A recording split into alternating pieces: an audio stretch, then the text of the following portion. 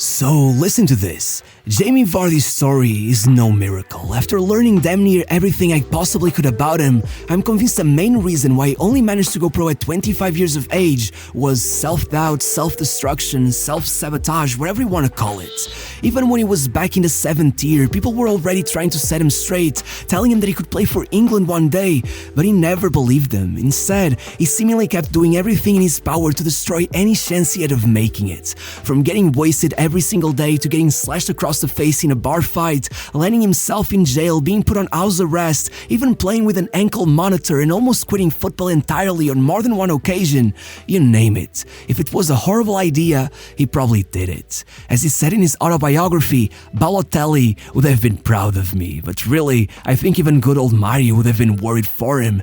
Even once he got to Leicester, he was still arriving at training, stinking of booze. He was going down the rabbit hole for nearly a decade before he set himself straight, and once he did, well, do you want me to list some of his records? By 2020, Guardiola's Man City had only allowed someone to put a hat-trick past him on 3 occasions. One was Lionel Messi, the other 2 were Jamie Vardy. In fact, at one point across the entire history of the Premier League, only Rooney and Shearer had more goals against the top 6 than him.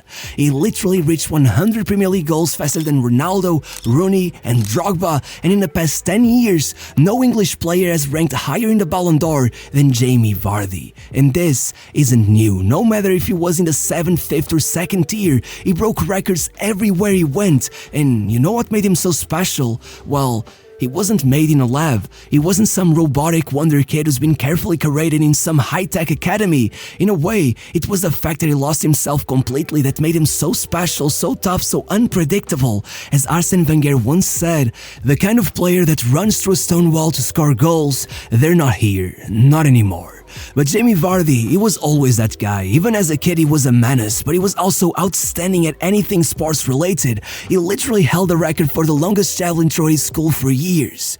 He didn't even train for that. He just tried it one day and broke the record. So, don't get it wrong, Vardy was well aware that he was a bit of a prodigy. Ever since he was a kid, his biggest dream was to be the next David Hurst and bring back the glory days to his dear Sheffield Wednesday. But just as everything seemed to be going great, the club had to get rid of one of their academy levels as a way to cut some costs, and in the middle of all that mess, a lot of players were released, and Vardy just happened to be one of them. But well, even though the managers encouraged him to find somewhere else to play and tried to explain to him that he was just on the receiving end of a massive butterfly effect, he convinced himself that it was all his fault, that he just wasn't good enough, and though I'm sure a lifetime of being the troubled kid didn't help with his self-belief, he took it way too far. He just quit.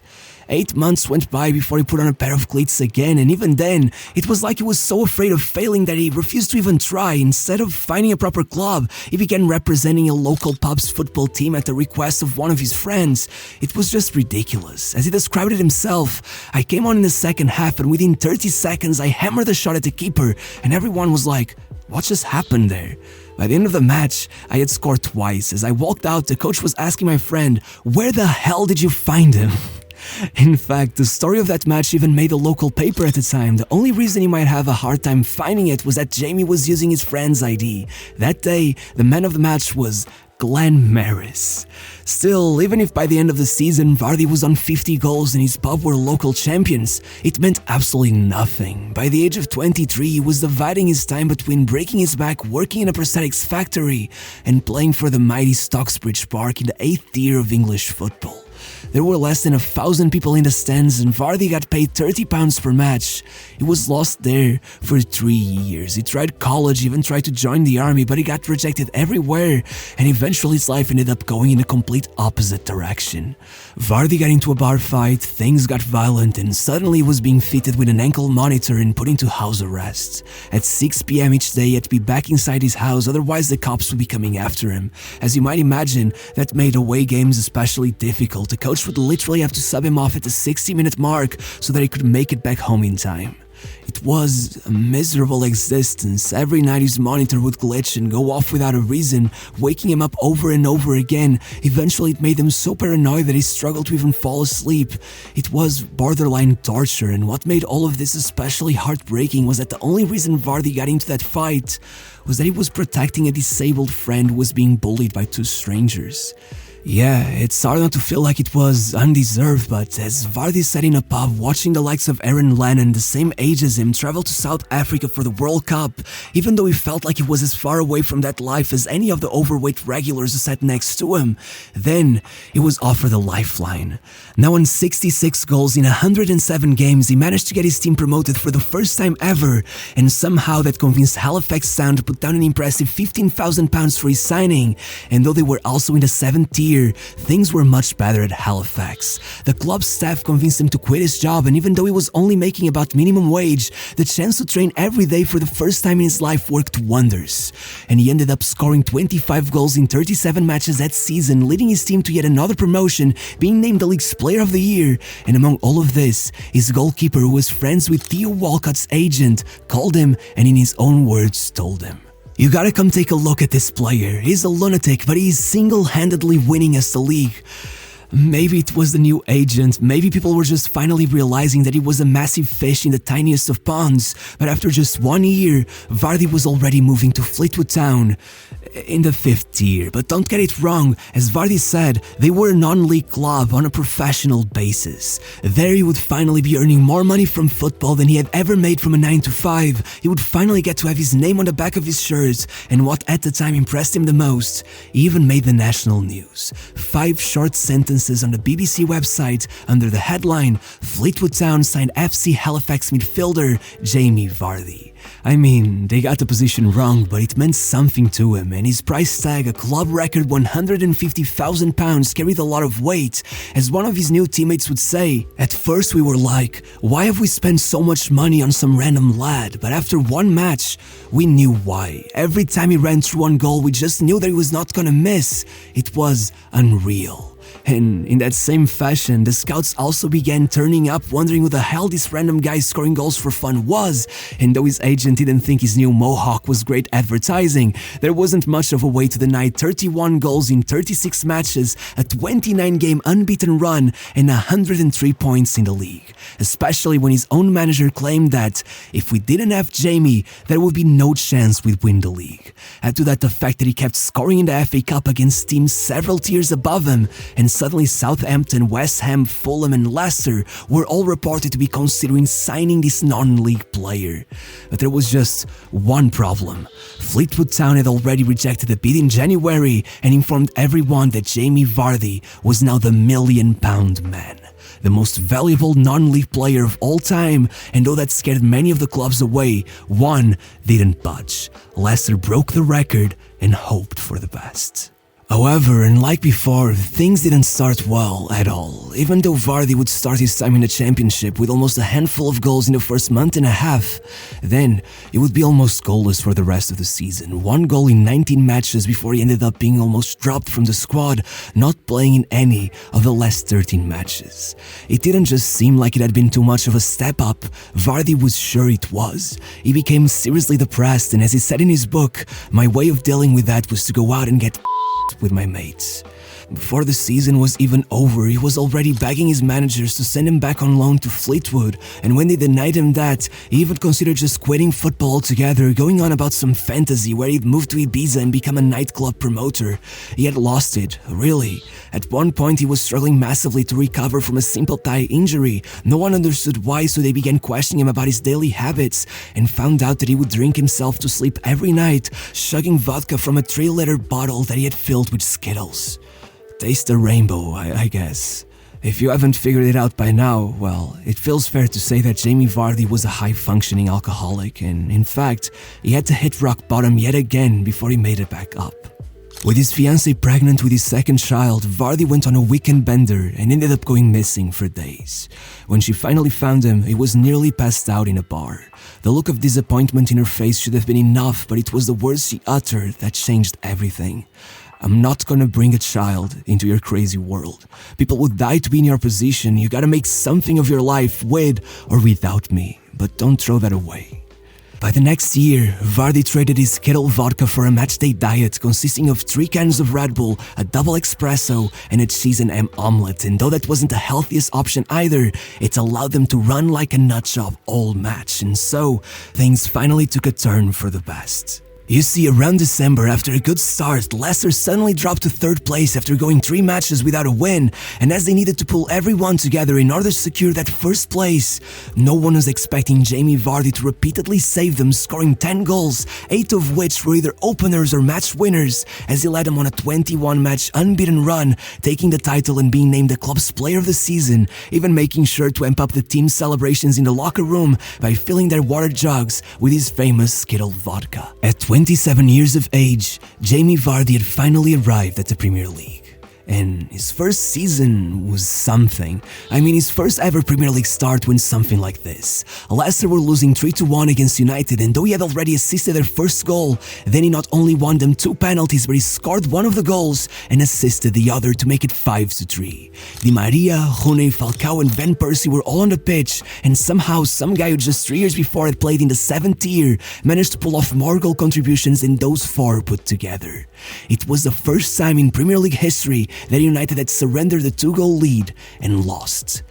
At that point, Vardy thought what could possibly go wrong.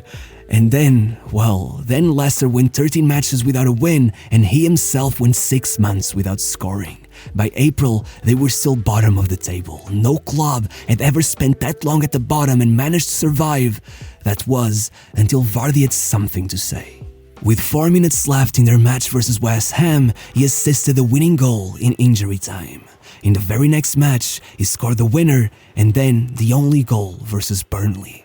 By the end of April, not only was Vardy the league's player of the month, but Leicester were already out of the relegation zone. And with Roy Hodgson watching from the stands, only 2 weeks after the end of the season, Vardy got his international debut thanks to an injury crisis. In fact, as the Daily Mirror would write, though it makes for an interesting story, it is unlikely this will ever turn into an international career. And Vardy, well, once again, he felt the same. He even asked his agent to pretend like he was injured because he saw no point in missing out on his vacation to join them if he was never gonna get called up again. But thankfully, his friends and family damn near forced him to go, and once he came back, he was a changed man. Vardy had never wanted anything as bad in his life as he wanted to be called back to that team. As he wrote, "Once you've rubbed shoulders with the country's best players, you don't want to let it go." And honestly, I think that week was what jump-started everything for him. If he was good before, now he just seemed to be in a completely different frame of mind. His motivation was on a whole new planet. 17 matches into the league season, he had contributed to a goal in every match except one. And right in the middle of that spree, there was something even more impressive. 11 consecutive matches scoring, the longest streak in the history of the Premier League. And to make all of that even more shocking, aside from their defeat to Arsenal and a 3-0 beatdown at Newcastle, Leicester had either won by a single goal or tied every single one of their matches. To say that Jamie Vardy had been the difference maker would be an unfair representation of how much he had carried them to the top. His goal contributions had won 26 points for his team in the space of 3.5 months. Take those points away from them, and instead of being top of the league, they'd be tied for second to last. It was only fitting that Vardy got to break Van Nistelrooy's record at Old Trafford. As the fans yelled out the name of their legendary goal scorer, Vardy put the nail in his coffin. He ran towards those fans and yelled back at them, "No, me, all f***ing me." It couldn't have been more iconic, not even if Tarantino had choreographed it. Leicester were unstoppable. If at the beginning of the season the bookmakers famously claimed they had a 5,000 to 1 chance of winning the league, with 11 matches to go they were still at the top. If the question in everyone's minds used to be when will their luck run out, by then it was more like who is going to stop them.